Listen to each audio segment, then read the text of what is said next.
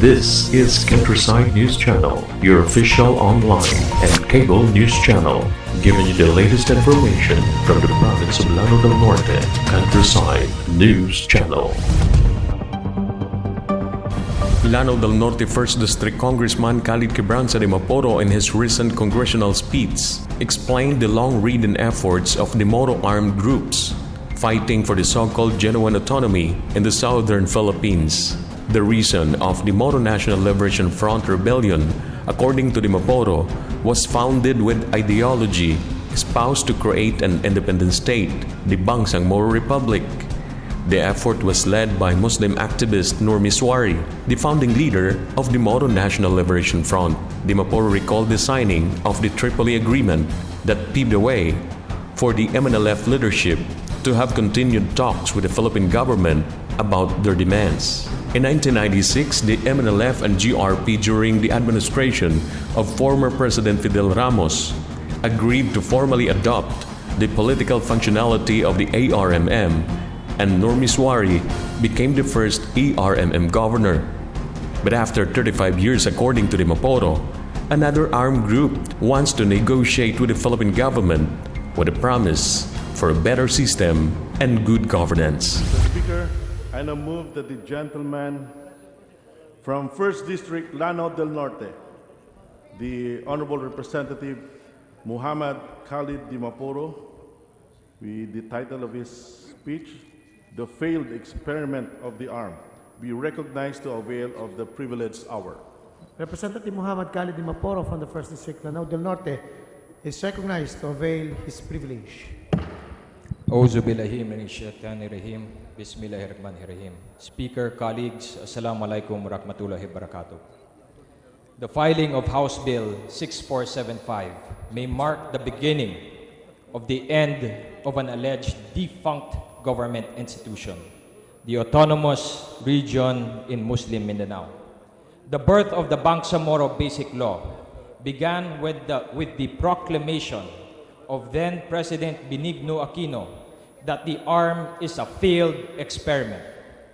The purpose of my speech today is to revisit the creation of the ARMM, present the autonomous government as it is today, and close with a few House resolutions that the 17th Congress can work on for the benefit of the ARMM. To begin with, the ARMM was a product of the peace agreement with the MNLF. The MNLF was founded in 1972 in Malaysia by Muslim student activist Nur Miswari. When President Marcos declared martial law in September 1972, the government purged the country of Muslim revolutionary groups. The remnants of these groups gravitated to the MNLF because of the leadership being located in Malaysia, in which Malaysia supported by providing weapons and funding. Eventually, Nur Miswari then convinced Libya to shift their support from the traditional Muslim elites to the Moro National Liberation Front. This significantly established the MNLF as an organization to lead the Muslim insurgency in the Republic of the Philippines. The MNLF rebellion is founded on its ideology, as stated in their manifesto, which espoused an independent state, the Bangsamoro Republic, for all people of the southern Philippines, Mindanao, and Palawan. With the help of military advisors from Libya and Malaysia, the MNLF employed guerrilla tactics against the armed forces of the Philippines. The successful tactics employed by the MNLF forced the national government to negotiate on January 1975. In addition, international pressure from the Organization of the Islamic Conference, the OIC, urged the Philippine government to reach a political settlement with the MNLF. On December 23, 1976, the MNLF and the Philippine government signed the Tripoli Agreement. The agreement subjected to a plebiscite 10 of 13 provinces to be incorporated in the autonomous region. At the time, the terms were not acceptable to the MNLF and led to the collapse of the peace talks. Internal squabbling within MNLF ranks led to breakaway groups such as the MILF, MNLF reformists, and tribal factions of the MNLF. Coupled by military losses from AFP operations, Miswari was forced to shift his demands from full independence to regional autonomy. Miswari attempted to negotiate with the Corazon Aquino administration but failed. The administration instead worked with local politicians to create the Autonomous Region for Muslim Mindanao Republic Act No. 6734 by virtue of a referendum for inclusion in the ARMM. The MNLF was not consulted and therefore opposed the ARMM. During the Ramos administration, the peace talks restarted with the governments of Indonesia and Libya as mediators. This ultimately led to the Jakarta Accord signed on September 2, 1996, which officially ended the MNLF's fight against the government. The Jakarta Accord included accelerated development, an investment fund with special zones of peace and development, integration of MNLF combatants to the AFP, an amendment to the ARMM law, and the political installation of Nur Meswari as governor of the ARMM. Now, 35 years later, we find ourselves negotiating peace with another armed group, the Moro Islamic Liberation Front. In his speech of the framework agreement with the MILF, President Benigno Aquino called for a new political entity, the Bangsamoro, and described the ARMM as a failed experiment. Thus, his administration initiated change in the Autonomous Region for Muslim Mindanao. On June 30, 2011, President Benigno Aquino signed Republic Act 10150, providing for the synchronization of elections in the ARMM with the national and local elections. Section 3 of the Republic Act provided the President the power to appoint a regional governor, regional vice governor, and members of the regional legislating assembly. The Act to appoint officials for the ARMM instead of allowing incumbents to hold over their office until the rescheduled elections was perceived by many as a violation of the spirit of autonomy. Malacanang defended Republic Act 10150 by stating that Mindanao deserves a clean state. The Autonomous Region of Muslim Mindanao has become a corrupt and oppressive institution, especially under the Ampatuan administration and evident with the occurrence of the Maguindanao massacre on November 3, 2009. President Aquino's intention was to rid the region of regional leaders and their command votes as a means to revitalize the democratic process within the ARMM. The President ordered an audit and found ghost projects, ghost schools, ghost teachers, and non-remittance of GSIS premiums for government employees. The objective of the postponement of the ARM election was to install professional and competent people to correct the governance defect in the ARMM system and institutionalize reform. Malacanang's anointed one was former Anak Mindanao Party List Representative Mujib Hataman. As Malacanang's declaration, after Malacanang's declaration of ARM as a failed experiment 6 years ago, I'd like to share with the public the presentation of the 2018 budget deliberations of ARM's budget in the Committee of Appropriations to provide a snapshot of what ARM is today. Let me start with the historical budget of ARM. From 1991 to 2013, the ARM budget has a gradual increase in relation to the growth of the nation's economy. The most important aspect of the graph is how it illustrates the sharp increase in the budget during the Hataman administration from 2013 to 2017. Concurrently, the ARM percentage share of the national budget fluctuates from 0.48% to 1.62%. The Hataman administration received the largest share of the national budget in comparison to other ARM governors. This is evidence of the significant financial backing of the Aquino administration to Regional Governor Mujib Hataman as a means to institutionalize governance reforms. After all, you cannot have governance reforms without budgetary support. Now, with full financial backing from the Aquino administration, one must ask, what happened to the field experiment that is the ARMM? The following accomplishments have been presented in the 2018 ARMM budget briefing. 1. They have achieved ISO certification for the Office of the Regional Governor and TESDA. 2. 6 LGUs were awarded with the SGLG on 2016. These were the province of Maguindanao, Lamitan City in Basilan, municipalities of North Upi and Parang in Maguindanao, Wao in Lanao del Sur, and Holo in Sulu. There are now 25 potential recipients of the SGLG in 2017. 3. The armed administrations prior to Hataman racked up debt with GSIS. 80% of ARM employees are public school teachers. The current administration of ARM settled more than 2 billion worth of ARM debt to GSIS. 4. They succeeded in ghost busting in DepEd. Ghost busting refers to the data manipulation of the Department of Education's enhanced basic information system. The enrollment number of students are bloated with the objective to increase the school's MOOE.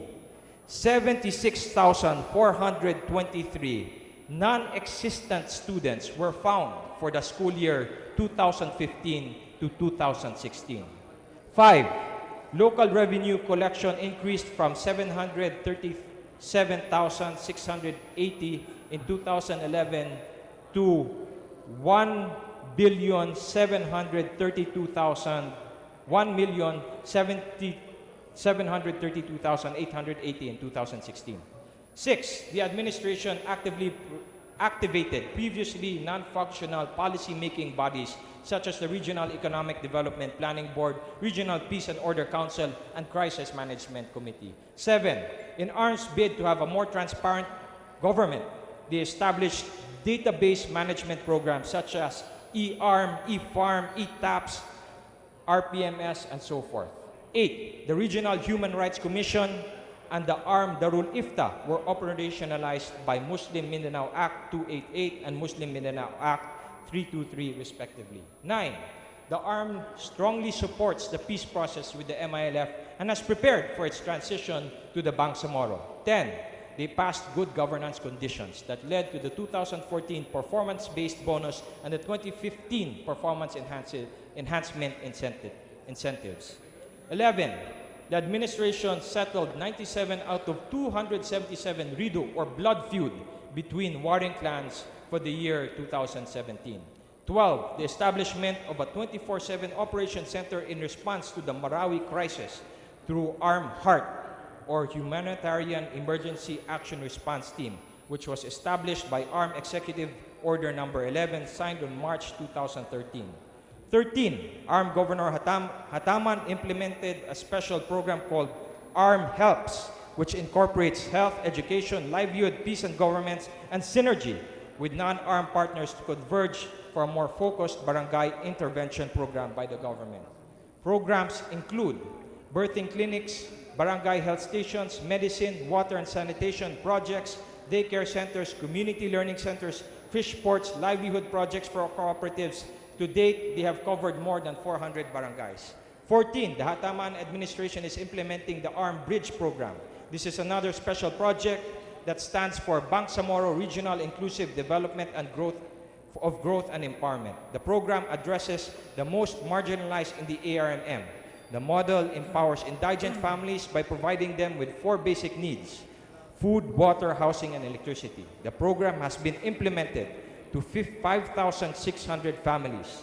These families received housing with solar panels, a community water system, and community garden along with other livelihood assistance.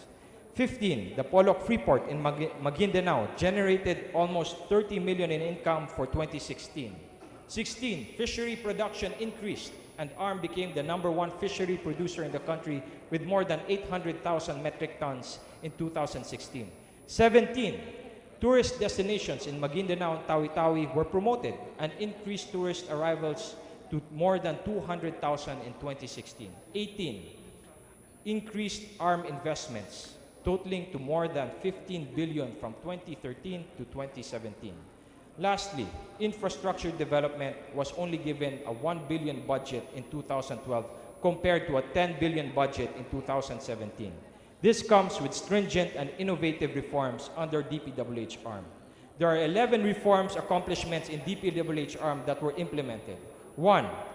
No lump sum appropriations and regraveling projects in the Public Works Act. 2. Clean and honest competitive bidding. 3. Procurement of 62 units of heavy equipment and 19 project monitoring vehicles. 4.